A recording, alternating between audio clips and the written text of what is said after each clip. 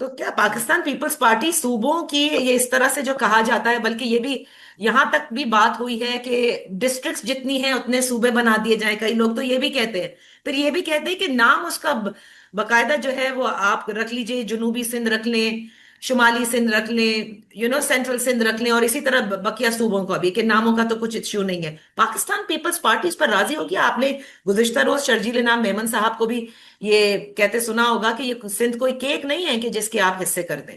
دیکھیں، مجھے جہاں تک جو میری ایک انڈرسٹینڈنگ ہے وہ جب 20ویں اور 27ویں آئینی ترمیم میں جو کچھ ہوا ہے، یہ کسی سیاسی جماعت کا کوئی ایسا پرزور ایجنڈا نہیں تھا۔ کہا تو جاتا ہے کہ آئینی عدالت ہم نے وہاں لکھا تھا چارٹر آف ڈیموکریسی میں، ڈیموکریسی میں جی۔ تو آپ 18ویں آئینی ترمیم میں کیوں نہیں لے کے آئے تھے؟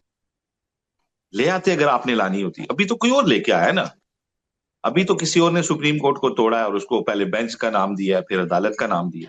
آپ نے تو لانی ہوتی، اور چارٹر آف ڈیموکریسی کے آپ اتنے ہوتے تو آپ 18ویں ترمیم میں لاتے نا، آپ کو کس نے روکا تھا؟ بھائی ابھی کوئی اور لے کے آیا ہے۔ اور مجھے یہ بتائیں، باقی بھی جتنی ترامیم ہوئی ہیں، یہ کون سی سیاسی جماعت کے منشور کے تحت ہوئی؟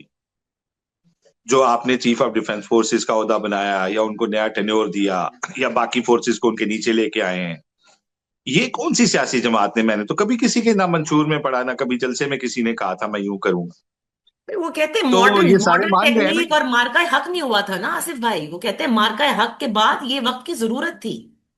نہیں نہیں، ایبٹ آباد کمیشن نے رپورٹ میں لکھا تھا کہ chairman joint chief of committee کو اس کا ریئل رول دیا جائے، اس وقت آپ کو نہیں کیا۔ میں نے تو وہ کور کیا سارا۔ 2 مئی کو کسی نے کہا تھا نا کہ جہاز اڑائیں، تو انہیں کہا گیا تھا کہ میں نہیں اڑاتا آپ کے کہنے پہ۔ انہوں نے کارگل میں بھی نہیں آپ کے کہنے پہ اڑائے تھے، کہ آپ نے ہمارے سے پلان نہیں شیئر کیا تھا کہ آپ کیا کرنے جا رہے ہیں۔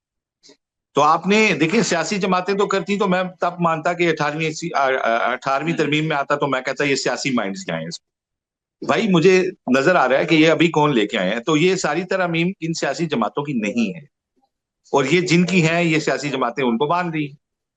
تو جب ان کے ایجنڈے میں اگر ہے صوبے بنانا، تو یہ سارے مانیں گے، اور جو نہیں مانے گا پھر وہ جیل جائے گا۔ تو میرا نہیں خیال جیل جانے کے لیے کوئی تیار ہے۔ تو یہ ساری آئینی ترمیمیں یہی سیٹ اپ کرے گا، اور اگر کسی نے بہادری دکھانے کی کوشش کی تو سیٹ اپ چینج ہو جائے گا، لیکن یہ ساری ترامیم ہوں گی، کیونکہ اب آپ نے اس کا راستہ ہموار کر دیا ہے۔ آپ نے کوئی جو ایک بیریئر تھا بیچ میں وہ بھی اڑا دیا ہے۔ تو اب آپ کے ہاتھ سے چیزیں نکل گئی ہیں۔ اب آپ زیادہ سے زیادہ آپ یہ چوائس اختیار کر سکتے ہیں کہ یہ ترامیم ہو تو جیل میں ہو یا اقتدار کرسی پہ ہو۔ یہ چوائس سیاستدانوں نے اگر لی ہے تو وہ لے سکیں گے۔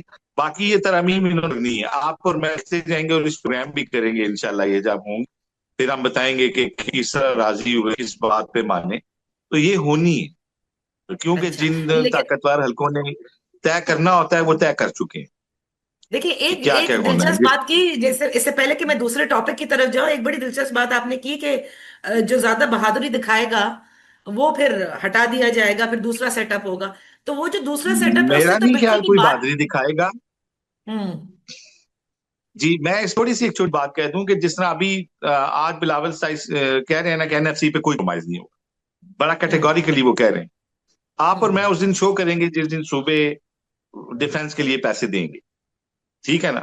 اس کا نام آپ این ایف سی ایوارڈ کے بجائے کوئی جو مرضی آئے گا رکھ لیجئے گا، لیکن صوبے اپنے وسائل سے حصہ کو دیں گے ڈیفنس کے لیے۔ یہ آپ یاد رکھیے گا، آپ اور میں پھر اس دن ایک شو کریں، اور پھر اس دن صحیح۔ آپ بلاول صاحب کا یہ بیان چلائیے گا جو وہ کہتے ہیں کہ سوال ہی پیدا ہوتا کہ این ایف سی پہ کوئی بات ہو۔ اور بھائی جب ہوں۔ اپنے حصے سے آپ پیٹرل کو دیں گے تو یہ این ایف سی نا، تو یہ بالکل صحیح۔ باقی چیزیں بھی اسی طرح یہ مان لیں گے، کسی کا نام بدل دیں گے، ٹھیک ہے نا، کسی کی شیپ بدل دیں گے، لیکن کام سارے یہی ہونے لیکن جو طے ہے۔ یہی ہونے تو آصف بھائی آپ نے کہا نا کہ جس وقت آپ نے ذکر کیا 27ویں ترمیم کا، کہ چاہے وہ وکلا ہو، سول سوسائٹی ہو یا صحافی ہو، اس پہ آپ کیا کہہ سکتے ہیں، جو انہوں نے کرنا ہے وہ ہو رہا ہے۔ اور یہ جو ڈویژن کی بات آپ نے کی نا، وکلا تحریک میں بھی تمام تر وکلا اس وقت یہی کہتے نظر آ رہے ہیں کہ کیونکہ اتنے پولیٹیسائز ہو چکے ہیں وکلا برادری، اور اتنا ڈویژن آ چکا ہے کہ یہ ممکن نہیں ہے۔ ٹھیک اسی طرح ہم دیکھ رہے ہیں کہ صحافیوں کے ساتھ کیا ہو رہا ہے۔ جو ابھی تازہ تازہ ایک ہراسمنٹ کا کیس ہوا شاہزیب خانزادہ کے ساتھ کینیڈا میں، اور آج ہم نے دیکھا کہ جس شخص نے وہ ہراسمنٹ کی اس نے اپنا ایک ویڈیو بیان بھی دیا ہے۔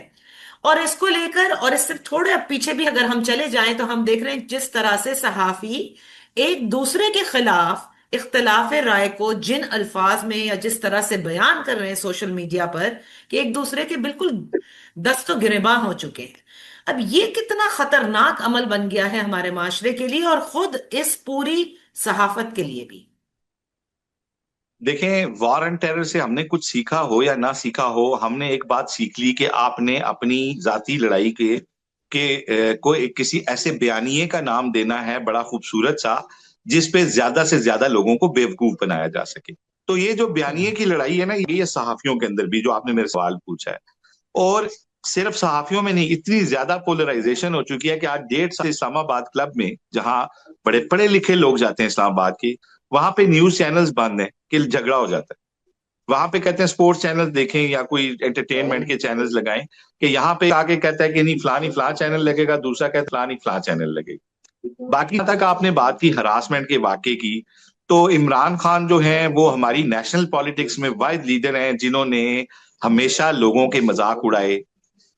محمود خان اچکزئی کی وہ چر سر پہ رکھ کے دکھائی، ڈیزل کا نام مولانا فضل الرحمان کو دیا، مخالفین کو چور اور ڈاکو کے نام سے بلایا. ان کے فالوورز کیونکہ اپنے لیڈر جو جن کی کوئی اخلاقی کوئی ان کی بات ہے ہی نہیں ہے، تو وہ ظاہر ہے وہ ان سے 2 قدم آگے ہیں. آپ پی ٹی آئی کی اخلاقیات کا اندازہ یہاں سے لگائیں کہ بشرا بی بی سے پریس کانفرنس میں جو صحافی سوال کرتا ہے، اس کو وہ کہتے ہیں مکے ماریں گے، اس نے سوال غلط پوچھ. میں یہ کہہ رہا تھا کہ اس طرح کے تمام لوگ جو بیرون ملک ہونے کی لبرٹی لیتے ہیں، لوگوں کو فالو کرتے ہیں، بغیر پوچھے ان کی ویڈیو بناتے ہیں، انہیں چور اور ڈاکو بغیر کسی ثبوت کے کہتے ہیں، ان کے اوپر الزامات، ان کی فیملی کو ہراس کرتے ہیں، اس طرح کے لوگوں کے خلاف یہاں مقدمات درج ہونے چاہیے، اور ایئرپورٹ سے ان کو تحویل میں لے کے ان کے خلاف قانونی کارروائی ہونی چاہیے پاکستان کے اندر. اور اگر وہ جب بھی آئیں ان کے خلاف ہونی چاہیے، اور اس پہ زیرو ٹالرنس ہونی چاہیے. یہ جو جہالت عمران خان صاحب نے پوری دنیا میں پھیلائی ہے، ہم اپنے گناہوں کی معافی مانگنے جاتے ہیں اللہ کے گھر روزہ رسول جی پہ، وہاں جی ہمارے میں تو یہ جرت نہیں ہے کہ کسی کے پیچھے دوڑیں گے چور آ گیا. میں تو اپنی چوری کی معافی مانگنے جاتا ہوں. اگر صحیح. میں ٹیکس نہیں دے رہا، اگر میں اشارہ توڑتا ہوں، تو اس کا مطلب ہے میں بھی پاکستان کے قانون کو توڑ رہا ہوں. میں کیسے کسی کو چور کہہ سکتا ہوں؟ اور اللہ کے گھر میں جہاں میں اپنے گناہوں کی معافی مانگنے گیا، میں کسی کے پیچھے دوڑ رہا ہوں کہ چور ہے.